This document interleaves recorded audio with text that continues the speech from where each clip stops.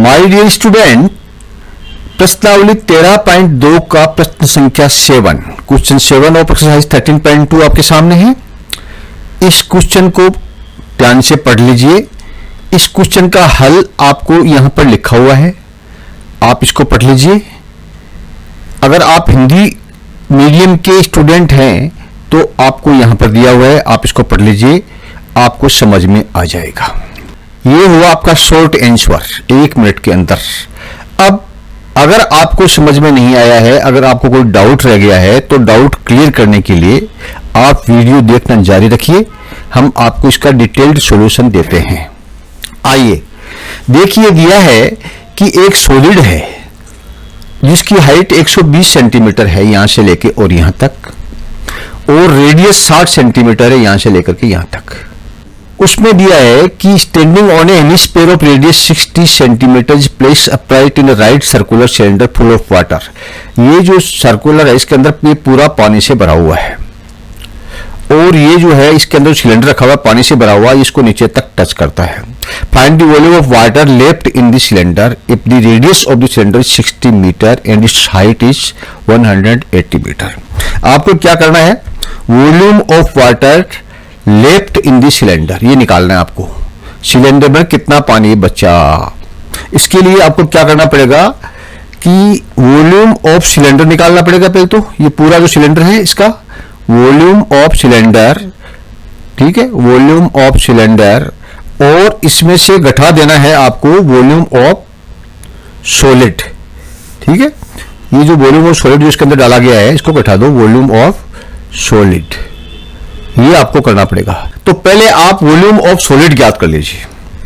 Volume of solid यानी जो अंदर ये रखा हुआ है, इसके 2 भाग हैं, एक तो ये अर्धगोलाकार भाग है और एक ये कोन है इसके अंदर। देखिए ये एक तो ये कोन है और ये एक ये जो नीचे है ये आपका हेमिस्फीयर या अर्धगोला है। आप इन दोनों का वॉल्यूम निकाल करके पहले जोड़ लीजिए, ठीक है। तो वॉल्यूम ऑफ कोन निकालने का जो फॉर्मूला होता है वो क्या होता है, 1/3 पाई आर एच, ओके। और वॉल्यूम ऑफ हेमिस्फीयर यानी अर्धगोलाकार का वॉल्यूम निकालने का फॉर्मूला होता है 2/3 पाई आर एच बोल दीजिए, या एच बोलोगे तो आर स्क्वायर आ जाएगा, और अगर नहीं तो आप आर क्यूब कर दीजिए, क्योंकि इसकी रेडियस होती है उसकी हाइट होती है। हेमिस्फीयर की जो रेडियस होती है वही उसकी हाइट होती है, ओके। इसलिए आपको आर क्यूब कर देना चाहिए। देखिए पहले इसको निकाल लेते हैं, हम सोल्व कर लेते हैं। तो इसको सोल्व कीजिए, 1/3 गुणा पाई गुणा आर स्क्वायर, आर कितना है 60, तो 60 का स्क्वायर यानी 60 गुणा 60, इसका एच कितना है 120, ठीक है। ये जो इसकी हाइट है ये हाइट 120 है, दे रखिए ना 120। ये तो आपका हो गया ये वाला।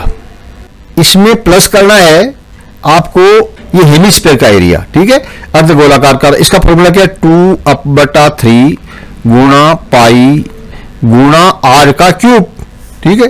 तो यहां पर आर कितना है, यहां भी आर 60 है, तो 60 का क्यूब यानी 60 गुणा 60 गुणा 60। ये तो हुआ आपका कोन का और ये हुआ आपका हेमिस्फीयर का। ये कोन का हो गया, ये हेमिस्फीयर, ये कोन का, ये हेमिस्फीयर का। अब आप इसको हल कर लीजिए। देखिए 1/3 है ये, तो आप जो है इसको 3 से तो इसको काट लीजिए, तो ये हो गया 20। अब 20 को 60 को और 120 को गुणा कीजिए तो क्या आ जाएगा, 1,44,000 पाई, और इसमें जोड़ दीजिए ये 2 को 3 को आपसे काट दीजिए तो 20 हो गया। ये तीनों को गुणा किया तो ये हुआ 72,000, और इसको आप 2 से गुणा कीजिए तो 1,44,000, ये भी 1,44,000 हो जाएगा, ठीक है। 1 2 3 4 को गुणा किया, इधर भी 1 2 3 को गुणा किया, यानी इन दोनों को जोड़ दिया तो कितना हो गया, ये हो गया आपका 288,000 पाई सेंटीमीटर क्यूब। ये सॉलिड जो है इसका क्षेत्रफल हो गया, ये काम हो गया। अब आप निकालिए इस सिलेंडर का क्षेत्रफल। तो सिलेंडर का क्षेत्रफल निकालने के लिए क्या करोगे, ये तो हो गया सॉलिड का, ठीक है, टोटल वॉल्यूम ऑफ सॉलिड, और सिलेंडर का निकालने का जो फॉर्मूला क्या होता है, पाई आर स्क्वायर एच।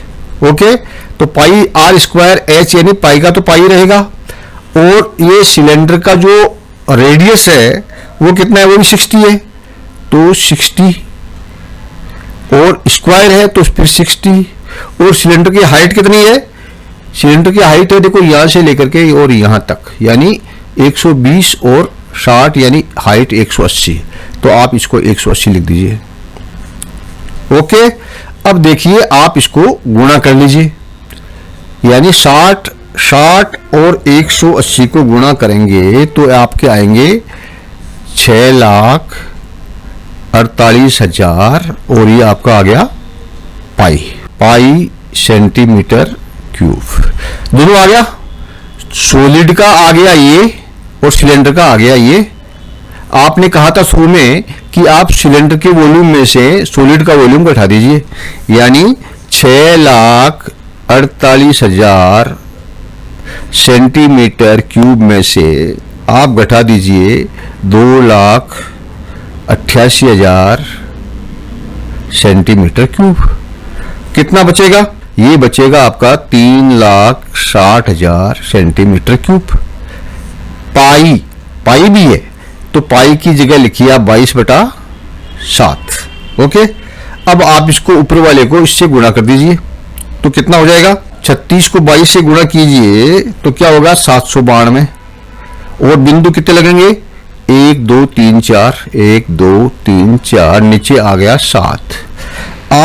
ये आ गया 79,20,000, उसमें 7 का भाग देंगे तो आपका ये आएगा 1131428। ओके, और नीचे में क्या आएगा, कुछ नहीं, तो ये क्या आ गया सेंटीमीटर क्यूब। अब देखिए आपका सेंटीमीटर क्यूब में आ गया आंसर। अब आपको क्या करना है कि find the volume of left in the cylinder, आप कुछ मीटर में बदल दीजिए। देखिए आप जानते हैं 1 मीटर बराबर 100 सेंटीमीटर, ठीक है, तो 1 मीटर स्क्वायर 1 मीटर क्यूब बराबर क्या होगा 100 इंटू 100 इंटू 100, यानी 1 मीटर क्यूब के बराबर 1 के आगे 6 बिंदी,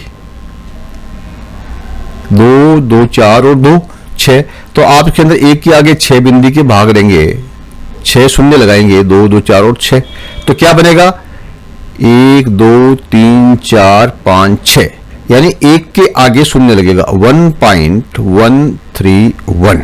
ये क्या हो गया, ये हो गया metre square, metre cube 1.131 metre cube है इसका water left in the cylinder, यानी ये जो काला भाग है जहां पानी बस गया है, पूरा सिलेंडर में पानी भरा था, ये ठोस इसमें रख दिया तो जितना ठोस इसमें डाला उतना पानी बाहर निकल गया, तो ये जो खाली बचा एरिया है ये वाला, इसमें जो बचा है वो पानी है, उसकी मात्रा होगी 1.31 मीटर क्यूब। ये इसका आंसर हो गया। देखिए आपको अच्छी तरह समझ में आ गया होगा। फिर भी अगर आपको समझ में नहीं आया है तो जो हमने आपको शुरू में दिया था वो यहां दोबारा दे रहे हैं, आप इसको पूरा पढ़िए कैसे कैसे हमने निकाला है। पहले हमने वॉल्यूम ऑफ हेमिस्फीयर निकाला और टोटल वॉल्यूम ऑफ सॉलिड निकाला, और उसके बाद में सिलेंडर के वॉल्यूम में से सॉलिड का वॉल्यूम घटा दिया, 1.131 मीटर क्यूब इसका आंसर आ गया। अब आपको सारी संख्याएं दूर हो जाएगी, कोई आपको डाउट नहीं रहेगा। अगर आप हिंदी के विद्यार्थी हैं तो आपके लिए भी यहाँ पर एग्जाम में कैसे लिखना है, how to write in the examination, ये पूरा सिस्टम आपको दिया हुआ है। आप इसको पॉज कर लीजिए, इसका स्क्रीनशॉट ले लीजिए और तसल्ली से पढ़ लीजिए, कोई डाउट नहीं रहेगा। Clear? Thank you, my dear student. Please like and subscribe